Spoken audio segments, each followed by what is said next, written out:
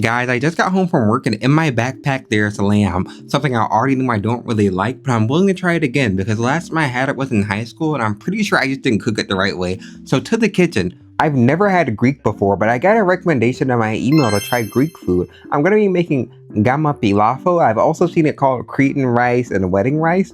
And I'm kind of concerned because for one, I've never had Greek food before. And secondly, it's normally made with lamb or goat. I know I like goat. I don't really like lamb that much, but I had it once in high school and I'm basing my entire not liking lamb off of that one experience. To the kitchen.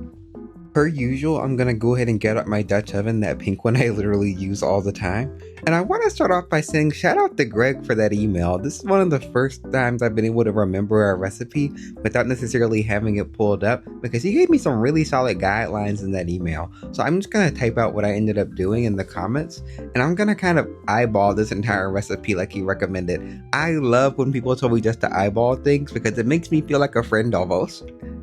And plus, I know when I normally explain things to my friends off camera, I don't normally give exact measurements. I just kind of say like, you'll know it when you see it. I don't really ever buy lamb, so I didn't realize there were so many different cuts that you could buy. And he said I should just get the one that has the bone in it, and there are a bunch of different ones with bone in it. So I just got the one that looked most recognizable and kind of like a roast to me. So I just got the lamb leg steak.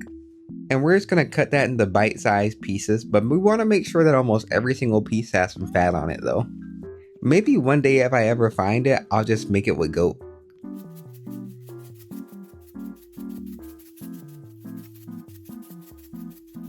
And while that's cooking on the stove, I'm going to go ahead and start making some bread to take to work because I'm almost out of bread for the week.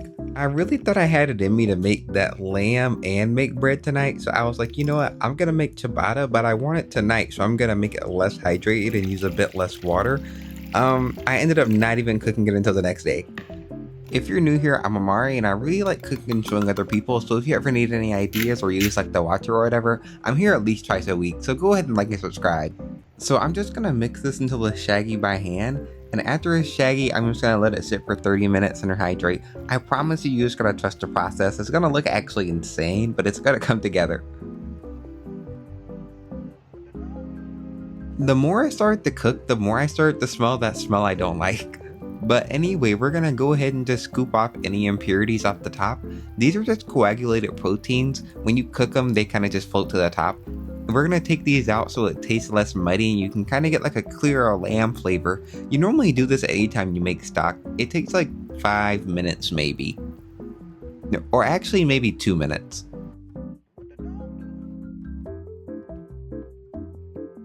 Okay guys, this is arborio rice, a short grain rice I've never actually bought before. I've never needed short grain for anything, but this rice gets really plump and juicy when you put it into liquid. So it's normally used for risotto, and I know one other popular type of short grain rice is sushi rice. I didn't want to buy a box this big or like a full box because I know I'm probably not going to use the rest of this ever, or at least I don't plan on it.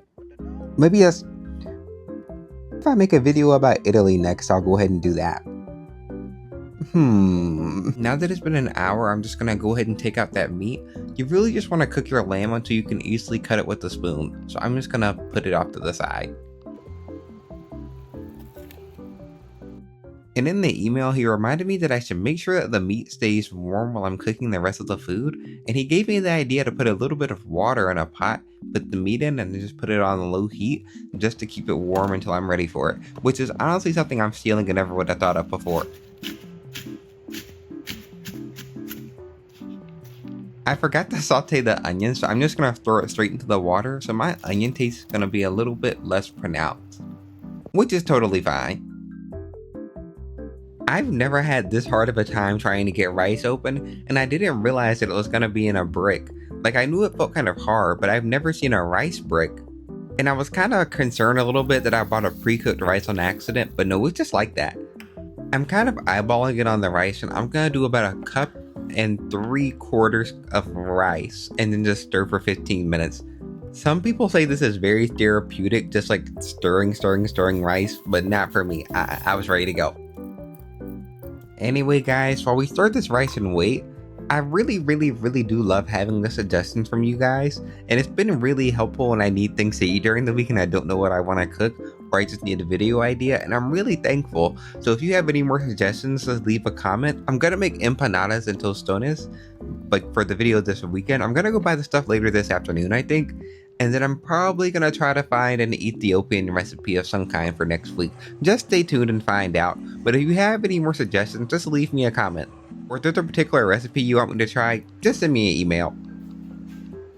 Now that we're getting towards the end of the rice, I'm gonna go ahead and throw in a little bit of butter so we can make sure that it's creamy. And now we're just gonna keep stirring until it's finally finished. You can kind of taste it and tell when it's done. And then he recommended that I squeeze in about half of a lemon, so I'm gonna do that too.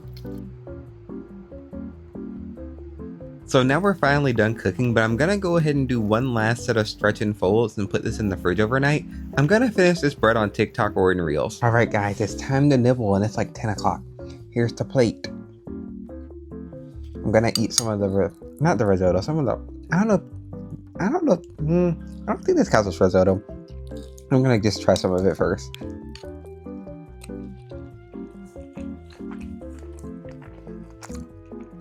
Very creamy and delicious. I think this has been like one of the few times I didn't feel like it needed anything extra. I'm gonna go ahead and try it with some of the lamb.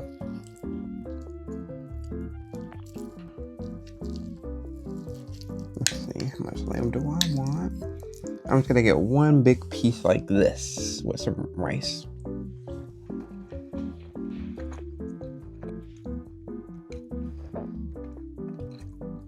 I think I like lamb. This might be one of the top 3 things I think I've ever made on this channel so far. Anyways guys, that's all we got for this video, and I'm glad you stayed to the end to watch. And if you're curious to see how that bread turned out, it looks like this, and I'm gonna be uploading the full TikTok process tonight. So I'll see you guys on Saturday. Don't forget to like and subscribe and to watch my other videos.